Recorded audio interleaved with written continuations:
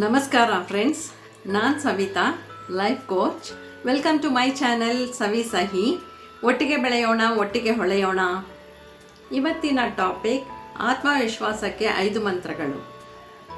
ಮೊದಲನೇದಾಗಿ ತಿಳ್ಕೊಳ್ಳೋಣ, ಆತ್ಮವಿಶ್ವಾಸ ಅಂದರೆ ಏನು ಅಂತ. ಆತ್ಮವಿಶ್ವಾಸ ಅಂದರೆ ನನ್ನಲ್ಲಿ ನನಗೆ ನಂಬಿಕೆ, ವಿಶ್ವಾಸ ಅಥವಾ ಧೈರ್ಯ ಅಂತ ಹೇಳ್ಬೋದು. ಕೆಲವರು ನನ್ನನ್ನು ಕೇಳ್ತಾರೆ, ನನಗೆ ಆತ್ಮವಿಶ್ವಾಸನೇ ಇಲ್ಲ, ಕೀಳಿರಿಮೆ ತುಂಬ ಇದೆ, ಏನು ಮಾಡೋದು ಅಂತ. ಅದಕ್ಕೆ ಕಾರಣ ಅವರು ಚಿಕ್ಕವರಿದ್ದಾಗ ಅವರ ಟೀಚರ್ಸ್ ಅಥವಾ ಪೇರೆಂಟ್ಸ್ ಹೇಳಿರ್ತಾರೆ, ನೀನು ದೊಡ್ಡ, ನಿನಗೆ ಧೈರ್ಯ ಇಲ್ಲ, ಏನು ಕೆಲಸನೂ ಮಾಡೋಕ್ಕೆ ಬರೋದಿಲ್ಲ, ಪ್ರಯೋಜನ ಇಲ್ಲ ಅಂತ. ಅದು ಅವರ ಸಬ್ಕಾನ್ಷಿಯಸ್ ಮೈಂಡಲ್ಲಿ ರೆಕಾರ್ಡ್ ಆಗಿರುತ್ತೆ. ಅವರು ಅದನ್ನೇ ನಿಜ ಅಂತಲೂ ನಂಬ್ಕೊತಾರೆ. ಅವರು ಬೆಳೆದು ದೊಡ್ಡವರಾದಾಗ ಅದೇ ದೊಡ್ಡ ಹೆಮ್ಮರ ಆಗುತ್ತೆ. ಅವರು ಏನು ಕೆಲಸ ಮಾಡೋಕ್ಕೂ ಹೆದರ್ಕೋತಾರೆ. ಮತ್ತು ಆತ್ಮವಿಶ್ವಾಸ ಇಲ್ಲ ಅಂದರೆ ಏನು ಕೆಲಸ ಮಾಡೋದಕ್ಕೂ ಮುಂದೆ ಬರಲ್ಲ. ಆತ್ಮವಿಶ್ವಾಸ ಇಲ್ಲ ಅಂದರೆ ಈ ಜಗತ್ತಿನಲ್ಲಿ ಯಾವುದೇ ಸ್ಥಾನಮಾನ ಅಥವಾ ಸಾಧನೆ ಮಾಡೋಕ್ಕೆ ಆಗೋದಿಲ್ಲ. ಈ ಕಾಂಪಿಟೇಷನ್ ವರ್ಲ್ಡಲ್ಲಿ ಸೆಲ್ಫ್ ಕಾನ್ಫಿಡೆನ್ಸ್ ತುಂಬ ಮುಖ್ಯ ಆಗುತ್ತೆ. ನಾವು ನಮ್ಮ ಸಬ್ಕಾನ್ಷಿಯಸ್ ಮೈಂಡಲ್ಲಿ ರೆಕಾರ್ಡ್ ಆಗಿರೋ ನೆಗೆಟಿವ್ ವಿಷಯಗಳನ್ನ ತೆಗೆದ್ಬಿಟ್ಟು ಪಾಸಿಟಿವ್ ವಿಷಯಗಳನ್ನ ತುಂಬ್ಕೋಬೇಕು. ಪಾಸಿಟಿವ್ ವಿಷಯಗಳು ಏನಂದರೆ, ನನ್ನಿಂದ ಎಲ್ಲನೂ ಸಾಧ್ಯ ಇದೆ, ನನ್ನ ಕೈಲಿ ಸಾಧ್ಯ ಆಗದೆ ಇರೋದು ಏನೂ ಇಲ್ಲ ಅಂತ. ನಾನು ಹೀಗೆ ಟ್ರೈ ಮಾಡಿ 5 ಪಾಯಿಂಟ್ಸ್ ನನಗೆ ಇಂಪಾರ್ಟೆಂಟ್ ಅನಿಸ್ತು. ಅದನ್ನು ನಿಮ್ಮ ಜೊತೆ ಹಂಚ್ಕೊತಿದ್ದೀನಿ. ಮೊದಲನೇದಾಗಿ ಸೆಲ್ಫ್ ಕಂಪ್ಯಾಷನ್ ಅಂದರೆ ಸ್ವಯಂ ಸಹಾನುಭೂತಿ. ನನಗೆ ಒಬ್ಬಳು ಫ್ರೆಂಡ್ ಶಿಲ್ಪಾ ಅಂತ, ತುಂಬ ಒಳ್ಳೆ ಹುಡುಗಿ, ಎಲ್ರಿಗೂ ಹೆಲ್ಪ್ ಮಾಡ್ತಿದ್ಲು. ಸೆಕೆಂಡ್ PUC ಎಕ್ಸಾಮ್ನಲ್ಲಿ ಫೇಲ್ ಆದಳು. ಎಲ್ಲರೂ ಅವಳನ್ನು ಬೈತಾ ಇದ್ದರು. ಆಗಿನಿಂದ ಅವಳು ನನ್ನ ಕೈಲಿ ಏನೂ ಆಗಲ್ಲ ಅಂತ ಕೊರಗ್ತಾ ಇದ್ಲು. ತನ್ನನ್ನು ತಾನು ಕೀಳ್ಮಟ್ಟದಲ್ಲಿ ನೋಡ್ತಾ ಇದ್ಲು.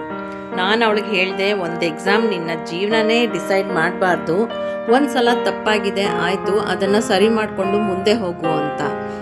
ಅವಳಿಗೆ ಫಸ್ಟ್ PUCನಲ್ಲಿ ಸೈನ್ಸ್ ತಗೊಳ್ಳೋಕ್ಕೆ ಇಷ್ಟ ಇರಲಿಲ್ಲ. ಆದರೆ ಅವರ ಪೇರೆಂಟ್ಸ್ ಒತ್ತಾಯದಿಂದ ಅವಳು ತಗೊಂಡಿದ್ಲು. ಅವಳಿಗೆ ಆ ಸಬ್ಜೆಕ್ಟ್ನಲ್ಲಿ ಇಂಟ್ರೆಸ್ಟ್ ಇರಲಿಲ್ಲ. ಇಂಟ್ರೆಸ್ಟ್ ಇಲ್ಲದೆ ಮಾಡೋ ಯಾವ ಕೆಲಸನೂ ಕೂಡ ಸರಿಯಾಗಿ ಬರೋದಿಲ್ಲ. ನಾನು ಹೇಳಿದೆ, ನಿನಗಿಷ್ಟವಾದ ಸಬ್ಜೆಕ್ಟ್ ತೊಗೊಂಡು ಓದು ಅಂತ. ಅವಳು 1-2 ವರ್ಷ ಹಾಳಾದರೆ ಹೋಗಲಿ ಅಂತ ಬಿಟ್ಟು ಮತ್ತೆ ಕಾಮರ್ಸ್ ತೊಗೊಂಡು ಕಂಟಿನ್ಯೂ ಮಾಡಿದ್ಲು. ಈಗ CA ಮಾಡಿದ್ದಾಳೆ. ಅವಳನ್ನ ನೋಡಿದ್ರೆ ಖುಷಿಯಾಗುತ್ತೆ. ಬೇರೆಯವ್ರಿಗೆ ಇನ್ಸ್ಪಿರೇಷನ್ ಥರ ಇದ್ದಾಳೆ ಅವಳು. ಏನಪ್ಪ ಅಂದರೆ, ಚಿಕ್ಕ ಚಿಕ್ಕ ಟಾರ್ಗೆಟ್ಗಳನ್ನ ಅಚೀವ್ ಮಾಡಿ, ರಾತ್ರಿ ಮಲಗೋ ಮುಂಚೆ 4 ಕೆಲಸಗಳನ್ನ ಏನು ಮಾಡ್ಕೋಬೋದು, ನಾಳೆ ನನ್ನನ್ನು ನಾನು ಇಂಪ್ರೂವ್ ಮಾಡ್ಕೊಳಕ್ಕೆ ಅಂತ ಒಂದು ಬುಕ್ನಲ್ಲಿ ಬರೆದಿಡಿ. ಬೆಳಗ್ಗೆ ಹಾಸಿಗೆಯಿಂದ ಏಳುವಾಗ ಇಂದು ಹೊಸ ದಿನ ಅಂತ ಎದ್ದೇಳಿ. ಆಮೇಲೆ ದಿನನಿತ್ಯ ನೀವು ಮಾಡೋ ಕೆಲಸದ ಜೊತೆ 3-4 ಕೆಲಸಗಳನ್ನ ನೀವು ಬರೆದಿರೋದನ್ನು ಮಾಡಿ. ಅದು ಕಂಪ್ಲೀಟ್ ಮಾಡಿದಾಗ ನಿಮಗೆ ಒಂಥರ ಖುಷಿ ಸಿಗುತ್ತೆ.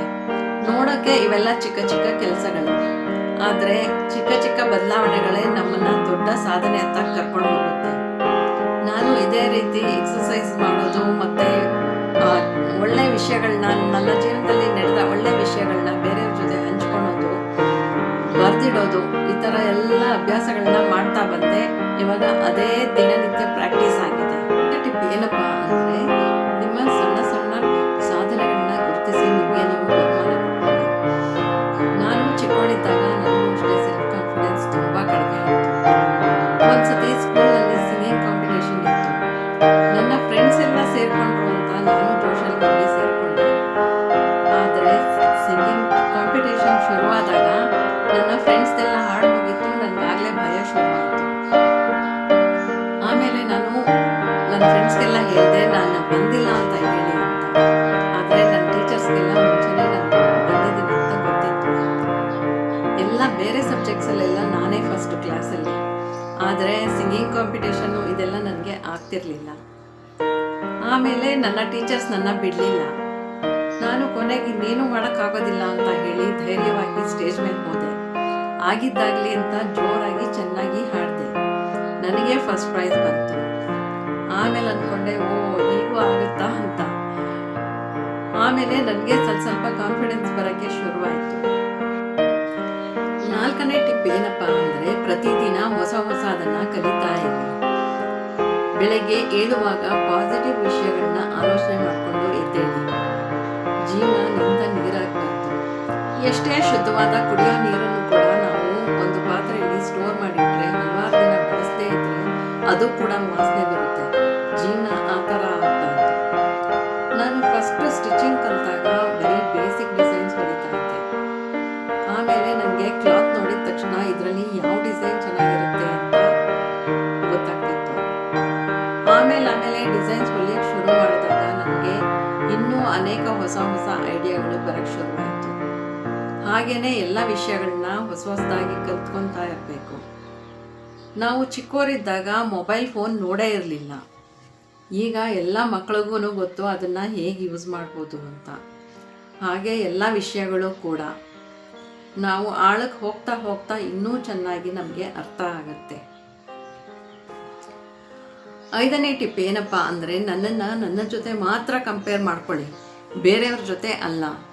ನಿನ್ನೆ ನಾನು ಏನು ಕೆಲಸ ಮಾಡಿದೆ, ಏನು ತಿಳ್ಕೊಂಡೆ, ಏನು ಕಲ್ತ್ಕೊಂಡೆ ಅದನ್ನು ಇವತ್ತು ನಿಮ್ಮ ಜೊತೆನೇ ಕಂಪೇರ್ ಮಾಡಿ ಇವತ್ತೇನು ಕಲ್ತ್ಕೊಂಡಿದ್ದೀರಾ, ಇವತ್ತೇನು ತಿಳ್ಕೊಂಡಿದ್ದೀರಾ ಅಂತ ನೋಡಿ. ಅದನ್ನು ಇನ್ನೂ ಇಂಪ್ರೂವ್ ಮಾಡ್ಕೊಳಕ್ಕೆ ಹೇಗೆ ಸಾಧ್ಯ, ಅದನ್ನು ಇನ್ನೂ ಈಸಿಯಾಗಿ ಹೇಗೆ ಮಾಡ್ಬೋದು ಅನ್ನೋದನ್ನು ಕಲ್ತ್ಕೊಳ್ಳಿ. ಬೇರೆಯವ್ರ ಜೊತೆ ನಿಮ್ಮನ್ನು ಕಂಪೇರ್ ಮಾಡ್ಕೊಳೋದು ನಿಮ್ಮನ್ನು ಇನ್ನೂ ಕೆಳಗೆ ತಳ್ಳುತ್ತೆ. ಮತ್ತು ಬೇರೆಯವರ ಅಭಿಪ್ರಾಯಗಳಿಗೆ ಜಾಸ್ತಿ ಬೆಲೆ ಕೊಡಬೇಡಿ. ಸಿಂಧು ಅಂತ ನನಗೆ ಗೊತ್ತಿರೋ ಹುಡುಗಿ ಇದ್ಲು. ಅವಳು ಮಾತಾಡುವಾಗ ತೊದಲ್ಸ್ತಿದ್ಲು, ನಿಧಾನವಾಗಿ ಮಾತಾಡ್ತಾ ಇದ್ಲು. ಎಲ್ಲ ಜನರು ಅವಳನ್ನು ಟೀಸ್ ಮಾಡ್ತಾ ಇದ್ರು. ಅವಳು ಅದನ್ನೇ ಚಾಲೆಂಜಾಗಿ ತಗೊಂಡ್ಳು. ಅವಳು ಬುಕ್ನಲ್ಲಿ ಬರೆದ್ಲು, ನೀವು ನನ್ನ ಮಾತನ್ನು ಟೀಸ್ ಮಾಡ್ತೀರಾ, ನಾನು ಅದನ್ನೇ ನನ್ನ ಶಕ್ತಿಯಾಗಿ ಮಾಡ್ಕೊತೀನಿ ಅಂತ. ಹಾಗೆ ಅವಳು ಪ್ರಾಕ್ಟೀಸ್ ಮಾಡಿ ಪರ್ಫೆಕ್ಟಾಗಿ ಮಾತಾಡೋದನ್ನು ಕಲಿತು ಈಗ ಮೋಟಿವೇಶ್ನಲ್ ಸ್ಪೀಕರ್ ಆಗಿದ್ದಾಳೆ. ಹಲವಾರು ಕಂಪ್ನಿಗಳಿಗೆ ಹೋಗಿ ಸ್ಪೀಚ್ ಕೊಟ್ಟು ಬರ್ತಾಳೆ. 100 ಜನ ಅವಳನ್ನು ಹೊಗಳ್ತಾರೆ. ಅವಳು ಜನ ಹೀಗೆ ಹೇಳ್ತಾರೆ ಹಾಗೆ ಹೇಳ್ತಾರೆ ಅಂತ ಮನೆಯಿಂದ ಹೊರಬರದೇ ಇರ್ತಾ ಇದ್ದರೆ ಇಷ್ಟೊಂದು ಜನರ ಪ್ರೀತಿ ವಿಶ್ವಾಸ ಪಡೆಯೋಕ್ಕೆ ಸಾಧ್ಯ ಆಗ್ತಾ ಇತ್ತು. ಇನ್ನೊಂದು ವಿಷಯ ಹೇಳ್ತೀನಿ, ನೀವು ನನಗೆ ಅದು ಬರಲ್ಲ ಇದು ಬರಲ್ಲ ಅಂದರೆ ಹುಟ್ಟಿದಾಗಿನಿಂದಲೇ ಎಲ್ಲನೂ ಕಲ್ತ್ಕೊಂಡಿದ್ರ? ಮಾತಾಡೋದು ಬರ್ತಿತ್ತ, ನಡೆದಾಡೋದು ಬರ್ತಿತ್ತ? ಇಲ್ಲ ತಾನೇ. ಎಲ್ಲನೂ ನಾವು ಪ್ರಯತ್ನ ಪಟ್ಟು ಬೆಳೆಸ್ಕೋಬೇಕು, ಕಲ್ತ್ಕೋಬೇಕು.